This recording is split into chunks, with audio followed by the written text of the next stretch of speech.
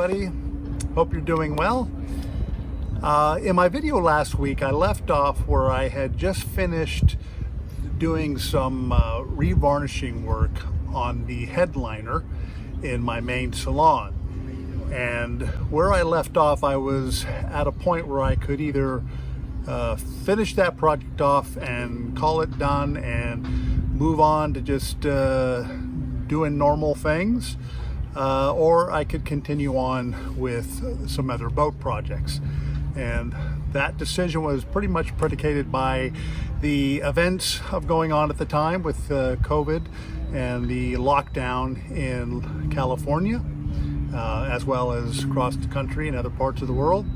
My initial hope was that things would start getting back to normal, but they did not. They continued on, and I was still also without any work. So I figured, you know what, I'm going to keep going. I've got some momentum, and I'm going to carry on to the next project, which happened to be, as I mentioned last time, working to reconfigure Le Maire to have all of the running rigging go back aft into the cockpit for single-handed sailing. Now, I know a lot of sailors prefer to have all of or most of their running rigging at the mast itself, and that's a completely legitimate way to go. But for the kind of sailing I look to be doing and my age and so forth, I feel like having the ability to control most of those lines from within the cockpit is more to my liking. So anyway, that's what I chose to do. And well, I guess maybe the place to start is to show you where I'm at now with the rigging, show you what I ended up with, and then I can go back and show you what I started with. So let's do that. Take a little look at where Le Maire is today as far as the running rigging. Here's the main mast, and what I have going on now is pretty much all of the halyards and all of the running rigging going back into the cockpit. So I have essentially 1, 2, 3, 4, 5, 6, 7, 8, 9, currently 9 lines coming back and going into the cockpit there. And that's everything from my main halyard, my spinnaker halyard. I've got my reef points, which are 2 pairs of reef points for each, reef lines for each reef point. So I've got a luff and a leech line for each of the 2 reef points on Le Maire. And I also have all of those lines as they come down from the mast, going to blocks, and then coming to a deck organizer, and then coming back through the traveler, through the cockpit combing, and then into the cockpit. So let me just go back into the cockpit real quick, show you that. And so I've got the lines coming in through the combing into the cockpit and do a series of clutches, and then I've got my winch there. That's kind of my main winch there, and then on the port side I've got a similar configuration, lines coming through the combing and then back into another winch and so forth. So that all works really well now, but where I started is another story. So now that you've seen what I've got, let me show you where I started. Now, at the time I had the headliner down, and I had the inside top part of the cabin top opened up and accessible. Now, the main challenge with getting the running rigging back into the cockpit, there was no place for the lines to go. It was basically blocked off at 2 points. The first point of blockage was in the Traveler. Lemaire has this beautiful stainless steel, solid looking hunk of metal, which is, custom built for this boat, and as one of my dock mates called it, it's a beautiful piece of jewelry, which it is. But unfortunately, with it, the way it was originally configured, there was only a channel on either side of the Traveler, the port and the starboard side, for one line each. And those lines at the time were the main sheet on the starboard side and the boom bang control on the port side. Now, my goal again was to bring pretty much most of the running rigging back into the cockpit. So that would have been the main halyard, the spinnaker halyard, the reef lines and so forth. So that's a lot of lines coming aft, and I had no place to route them through. So again, my first challenge was the Traveler. Now my initial thought was to replace that Traveler, and I actually purchased a pair of used Harken Traveler risers, which I was very close to using and installing, and that would have been perfect. I could have gotten a new Traveler track, which wouldn't have been all that much money, and it would have left plenty of room underneath the Traveler to bring all the lines back. So that was definitely a possibility. Now, in talking to my friend who referenced the original Traveler as a beautiful piece of jewelry, he's also a boatwright, so I take what he says pretty seriously, or definitely take it under advisement, because I trust him. He just gently mentioned the idea that having the original piece, if I could reconfigure it, would just keep the boat pretty much in its original form, if you will. And I did appreciate that, but at this point I was looking for functionality over style, and so that was obviously my main goal.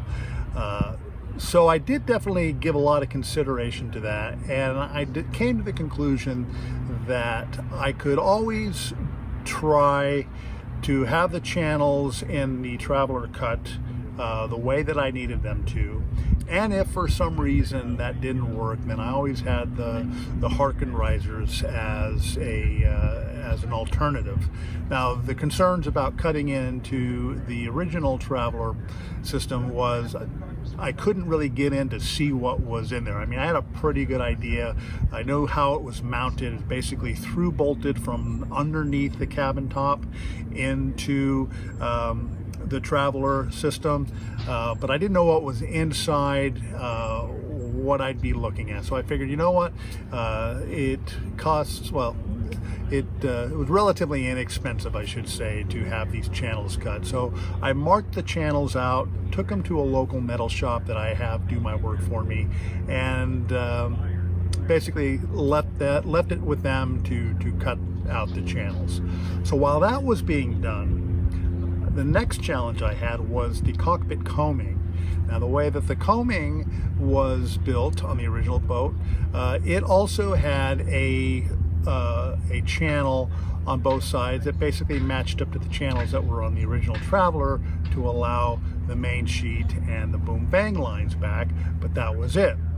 Now, the way that the combing is configured, which was very obvious to me once I had the headliner down, was basically in the original mold of the cockpit combing, there was a void, if you will, or a space that spanned approximately 6 inches or so, where in the original channel that was there were basically just some electrical conduit, and that was glued in there or adhesed with like some 5200 or something.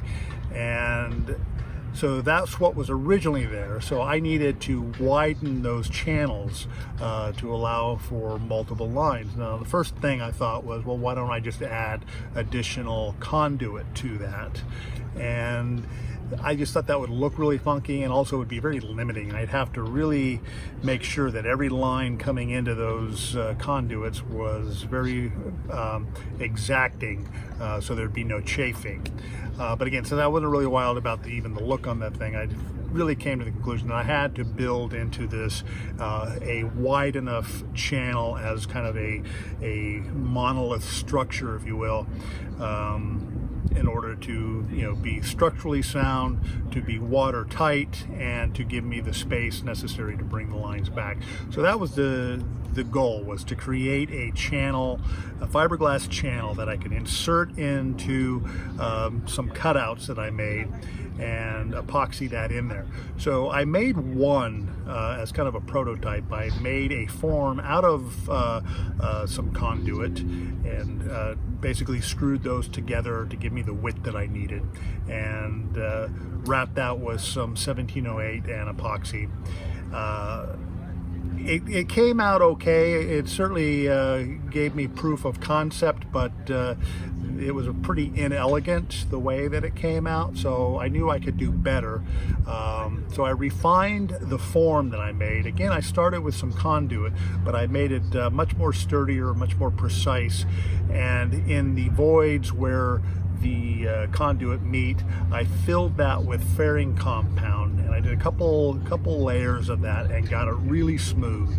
And then once that was cured, I wrapped the form in some plastic and then wrapped that around several times with some 1708 and epoxy, and let that cure. So now I had these two channels of multiple layers of fiberglass that were basically the right width and the right height. And so now I had to just insert them into some cutouts that I made that spanned on both sides of the combing. So forward part and the aft part that's in the cockpit, I'd cut out the channels and I inserted these fiberglass channels in there. Once I got them exactly where I wanted them, in terms of space and the right direction going in, I then epoxied with some thickened epoxy on the inside around the edges and around on the outside. Got them set. Then I trimmed both the front edge and the back edge, and then I got it really close. And then filled that with some fairing compound, couple layers of fairing compound, and sanded that down, primered it, and painted it. And basically, they're in there solid, they're watertight, and as far as I'm concerned, they look pretty much like factory-built channels. So I was really happy about that. Then once I got the Traveler back with the channels that my metal shop cut into it, put that into place and did some dry fitting with some lines, and pretty much was exactly what I needed and exactly what I was looking for. So I was really happy about the direction this was going. So the next thing was to really kind of configure the cockpit. Now that I had the ability to bring the lines back, what was I going to do with them? And actually that also worked in tandem with what I was doing at the foot of the mast in terms of bringing the lines back. So actually I started with that concept first.